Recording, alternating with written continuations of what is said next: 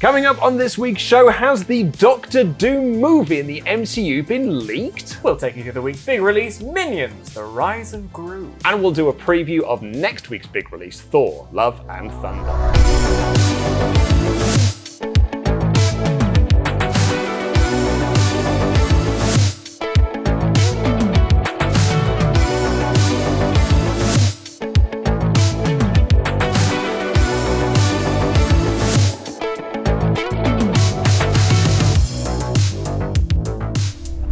And welcome to What's On at Cineworld Cinemas. I am Luke Owen. I'm Dan Layton. I panicked, didn't have one. 10! No, I was thinking about it all the way here, and then suddenly I didn't realise we were filming. Don't let me down! I'm sorry. Dan Layton. Right, Dan, well, let's start straight into the news because you've already ruined the show. Like, I'm so sorry. There's actually no more point. Everyone's going to click off this one now. It's like, oh, Dan didn't do an intro, no point. So I'll do 2 next week. How about that? I mean, literally, like, we're going to be talking about Doctor Doom. There's 2 Ds there. Your name starts with a D. 3. Forget if I had a 4, it could have been something like 4DX. This is the thing, but stuff I could work with. I just wasn't ready. You had okay. Anyway, let's talk about this Doctor Doom story because this kind of came out of nowhere. Yeah, quite literally and almost figuratively in a way. Yeah, because Howard Stern on his radio show was playing some adverts and didn't realise that his mic was still on, which already is suspect to me. But carry on. Oh, okay. Well, we'll dive into that in just a second. So here is the quote that he had to say. Like, we've listened to it a couple of times, and you have to listen to it a couple of times. It's a lot of noise. It's so much. I thought I was playing 2 clips at once. It's a shame that you haven't got the transcript of the advert, because I could read the advert while you read what Howard Stern said, and then it could be a whole soundscape. Absolutely, yeah. So I'm glad that there are other people out there who've probably for you. put it into Adobe Audition. It's like deadened down some sounds like these ones. Here's what he said. They're going over the schedule with me, and it's going to suck. I told you I'm doing Doctor Doom. That's the thing, but believe me, I'm miserable about it. I called Robert Downey Jr. and I was asking him acting techniques. Do you have a number for Jon Favreau? I mean, Hollywood. Yeah, absolutely. If you're Howard Stern, you probably are just calling Robert Downey Jr. to be like, Bob. Hilariously, he's got a number for Robert Downey, but not for Jon Favreau. Well, I think that makes sense because, they were like, Robert Downey Jr. had quite a wild 90s, as did really Howard Stern. Yeah, they absolutely did. They probably were at a lot of Hollywood parties together, and Robert Downey Jr. was doing his Bob Downey Jr. stuff that he did in the 90s, and Howard Stern was like, I'm going to fart on people because that's what Howard Stern does. He really did do that for a while. And now he's a judge on American's Got Talent. Is he really? Yeah. What a bizarre career move for him. Yeah. He was once Fart Man. Which is a shame, because as we've discussed, flatulence is never funny. Which is a take I cannot get behind. No. Like a fart. Anyway, so what do you make of this, Dr. You stop laughing in the background. Sorry, producer Rich is laughing. I'm not having it. Not on my program. Dan, what did you make of this quote? Because I'm guessing you don't believe it. Well, here's the thing. It's not that I don't believe it, because there's lots that we could play with, and I'm sure we'll talk about it. Like, for instance, is he playing Doctor Doom? Will he just be in something Doctor Doom related? La, la, la, la, la. I just don't know that I buy that Howard Stern, radio professional, didn't turn his mic off during the ads. Now, the comeback to that, I do this a lot. I've got an answer to my own question, which is that those people are paid for ad space. I mean, arguably, this is going to make that ad listened to an awful lot, so they've got bang for their buck. But I just don't know that he would sabotage an ad to leak something by accident. But also, he's too professional to have done it by accident. Please. I think Howard Stern is in a position now where he is not in control of the faders. Right. I think he has got production teams there that are doing the faders he's just for kick him. Back, feet up. Exactly. He just goes on there and just says, farts, farts, bums, and then here's the next trail, and someone will fade his microphone down. Because he's Howard Stern. He doesn't need to be in control. He doesn't need to ride the desk these days. I love this job. I get to show up and talk about movies and go home. Yeah, it's great. I've controlled the faders for X amount of years. I'm going to pass that across to someone else. So he's not a control freak, because I would want to be able to, for comedy purposes, I mean, turn people off. Back in my radio days, I got quite a kick out of the fade thing. However, if you've been doing it for 30 years, maybe you are you're like, I can't be bothered with that anymore. So okay, that's a fair comeback. That's one side of it parked. Is that was this a mistake? Was this done on purpose? The other question is like, if this is a real thing, If we're going to accept the veracity of this. yeah, if we're gonna dive into this make-believe world, this alternate reality, if you will, this multiversal existence. Goodness gracious, Luke. You're welcome. This is 838 that we're going into. That he is going to be Doctor Doom. The quote is, "I'm going to do Doctor Doom." That to me says, I am not playing Yes. Doctor Doom. I'm just going to be in a Doctor Doom movie. Because I don't know too much about Doctor Doom. I know you're again, not really a comic-y person because there were so many and it overwhelms me.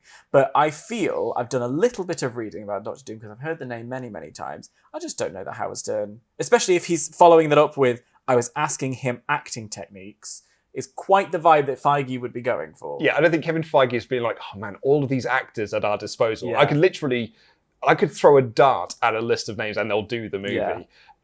And he's not going to be like, Howard Stern. Now, that's the guy to be playing Doctor Doom. I'm going to pass over Meryl Streep. Yeah, I mean, I think Doctor Doom could end Would up you being not like to see Meryl Streep be playing Doctor Oh, Doom? I would love to see Meryl Streep as She would be the right choice. absolutely. But like, I don't think I'd imagine Doctor Doom is heading to be one of our next big villains in the MCU. Like, I think Kang the Conqueror is quite clearly going to be one of the big guys, particularly because we're doing so much multiversal and stuff.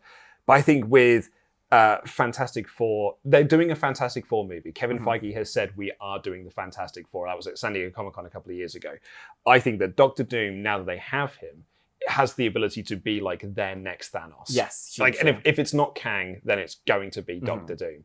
That's not Howard Stern. Like, they're not hiring not putting Howard Stern on a poster. I mean, granted, you can put it behind a mask, I suppose. It doesn't matter. But also, I do love the idea of someone surprising you with hitherto unknown skills and being like, wow, you were the choice, and I can't imagine it any other way. I just don't really feel like this is going to be that. And we've seen Howard Stern in acting roles. Granted, it was as himself in his own biopic, Private Parts. Great. Which I actually think is a very good biopic. Yeah, okay. But I'd imagine he's going to be in a Doctor Doom movie, perhaps as a radio DJ. Sort of like a fun cameo type thing. It's just like, people doing... Okay, the example I'm going to give is Ghostbusters. Right. So in the movie Ghostbusters, there's a sequence in which the Ghostbusters rise into popularity, and they then go through like lots of radio and TV personalities talking about this. So like, oh, it's Larry King, and this and the other. So like, I wonder if that... I think they said Larry David there, but no. Yeah, Larry, he's not in that. No, it's not. It's Larry King. But like, maybe it's just like Howard Stern recording something being like, oh, I can't believe this guy is doing it over there in Latveria and this is what he's currently doing. Can you believe this? And someone else being like, oh man, I can't believe that either. I have a personal bugbear against people who are real people. You have a problem with people being real people. That's why you're on Instagram so much. Let me find my words, if you will. I have a beef with movies where real journalists are in it. Okay. Not as them. I don't like it. In The Falcon and the Winter Soldier, Sarah Haynes of The View does a whole bit with new Captain America. Yeah. And I'm just like, I don't need actors. I don't need to be in the real world in this way. I know that Disney and ABC have this whole thing. If Howard Stern is playing Howard Stern, I don't need that. Kind of pulls me out a little bit. Howard Stern playing a character, like a J. Jonah Jameson kind of thing, interesting. That I'm kind of into as well. Yeah. Particularly because like, if it's just a cameo, I don't think that's a schedule that's going to suck. No, it really isn't. Like, this sounds like he's going to be really busy doing this. Now, can we ask, is there enough narrative for Doctor Doom to have his own? Would it be like a Doctor Doom movie? 100%. Like, and I actually think it'd be quite a smart move to do a Doctor Doom origin story and a standalone Doctor Doom movie. Because we haven't done it. No, before. You're right, and they don't really he's like an anti-hero sometimes. Well, he is a villain. He is a baddie. Okay. Is there scope for anti-hero? I think you make him 100% all-in villain. Like, I think he can be the next Thanos of the MCU. Because that's a challenge to make a movie where, I suppose Joker did it in some ways, although there's arguments could be made, and that's partly why I didn't really like it. Sony are currently doing it a lot at the moment. They just did Venom, they're doing Kraven the Hunter. Like, but they see my problem, not just people, is also, I think sometimes when you make the villain the protagonist of your story, it dilutes them because it humanizes them. And I love Thanos by being... Thanos is right. I'm just going to say it. Thanos is right.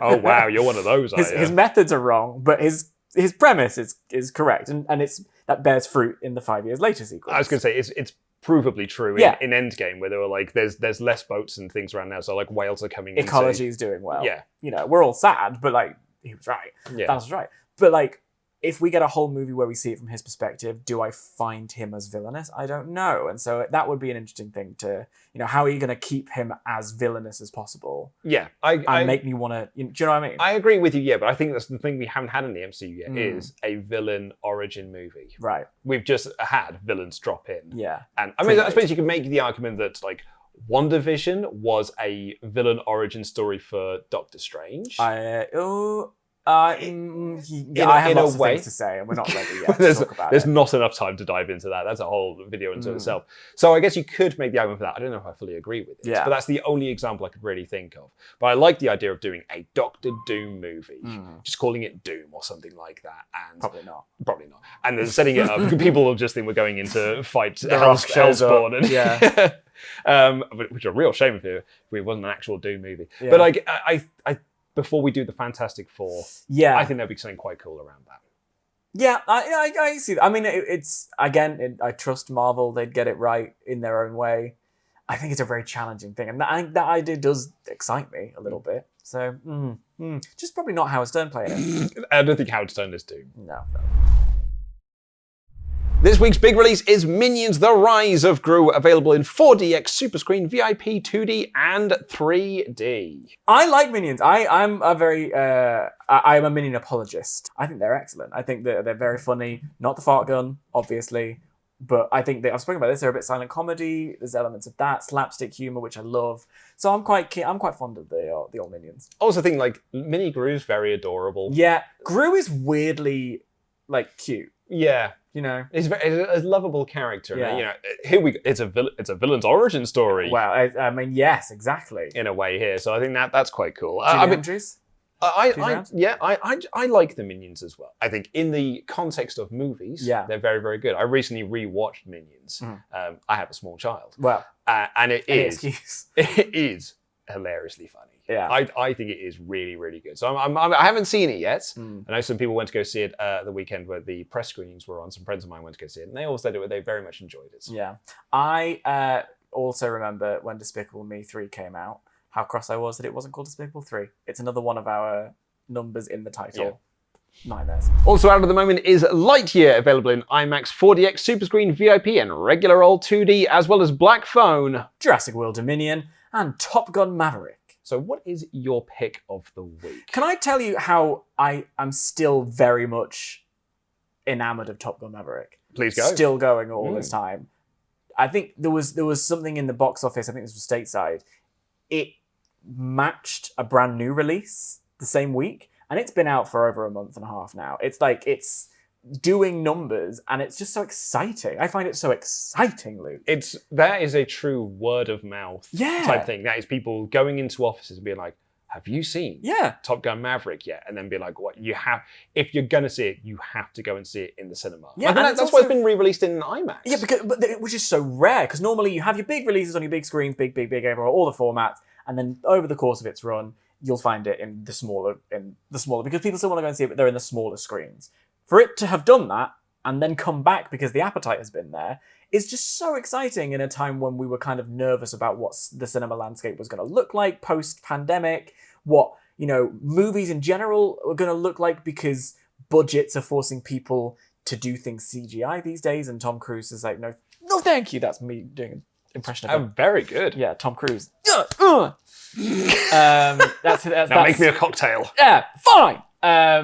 But yeah, it's just so exciting. I find it so. That's my pick of the week, because it's just so much fun to see a movie like this getting so much attention.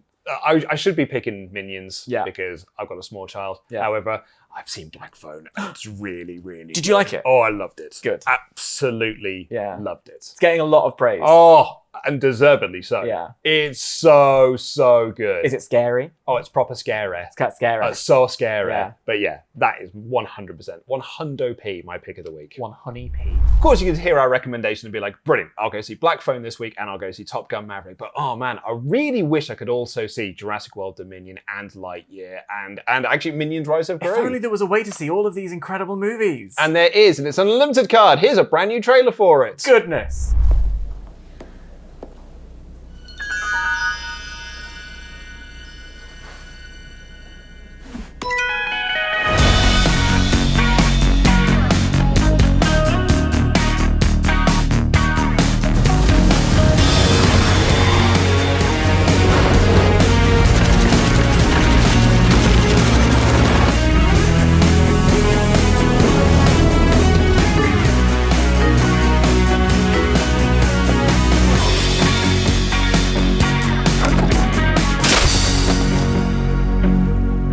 Feel unlimited with the most exciting card you can own.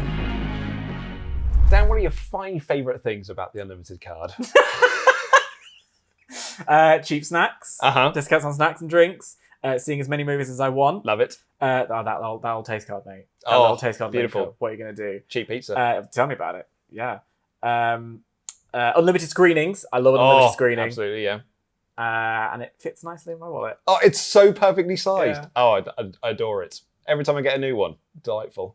That was legit. I just, It was. but again, you put me on the spot and I was like, 5?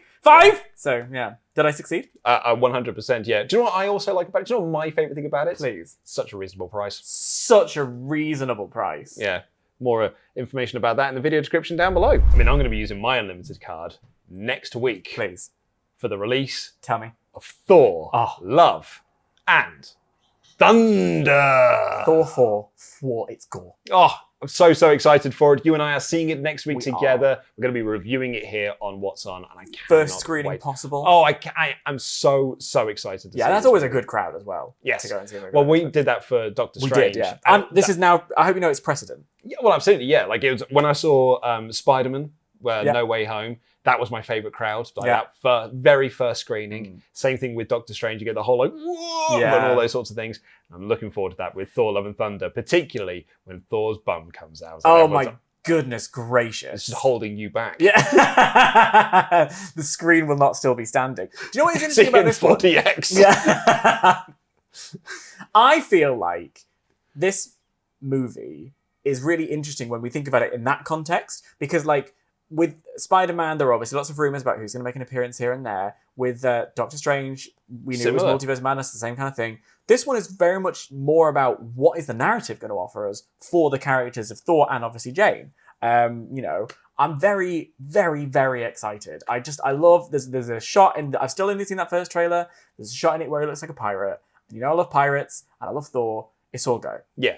Come on. I'm with you. Like, this is the first MCU movie we've had, since certainly the last 2. Yeah. Which means it's probably since the Eternals and like Black Oh, Widow yeah, and things yeah. like that, where it's like, no, this is just a chapter in the MCU. The pull of this is the character. Exactly, yeah. Yeah. You're going to see this to find out what happens next with Thor, what happens next with Jane and with Korg and with Valkyrie and all of these characters, as opposed to, I wonder who's going to be the cameo this And time what round. what is it going to set up for next? That's exactly it, yeah. And also, I think it's really interesting how much Taika has had a stamp on this, because people are so excited to see it as a Taika Waititi movie as much as they are anything else. And of course, tickets are available for DC League of Super Pets, available in Super Screen and 4DX. And Super Pets looks really fun. The Yeah. trailer for it I thought was a lot of fun. I like a pun. I like a family movie. I like pets.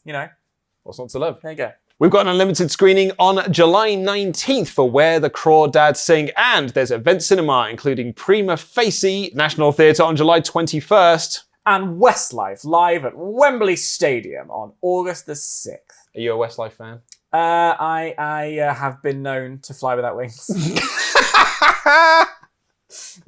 Oh, I mean, you They're no could Cliff Richard. Don't get me wrong, but like, could have come up with an intro at the start of this but that show. Westlife stuff is right at the Right top. at the tip. Always under the surface. Whole week to prepare for the intro. You gave me 2 seconds and I was right in. That's the power of Westlife. What can I say? That's all we've got time for on this edition of What's On at Cineworld Cinemas. You can check out any of the movies that we have discussed with the links in the video description down below. And if you enjoyed these two idiots waffling back and forth, there is more audio waffle available in the podcast realm on all good and bad podcast platforms. Just search for Cineworld. I have been Luke Owen. And I have been Dan Late. And that is What's On.